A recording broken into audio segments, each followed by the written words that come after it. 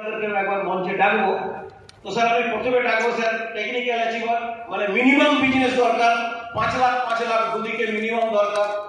একদিকেই যত হোক বি সাইডে ওনার 5 লাখ থাকতেই হবে, উনি হচ্ছেন পার।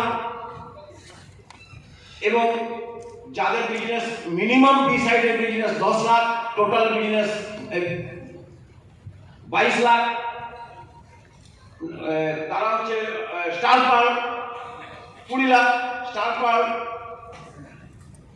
তো আমি সমস্ত টেকনিক্যাল অ্যাচিভার আপনাদেরই গুরুদেব, ওনারা ঘন্টার পর ঘন্টা প্রোগ্রাম করেন, রাত দিন পরিশ্রম করেন।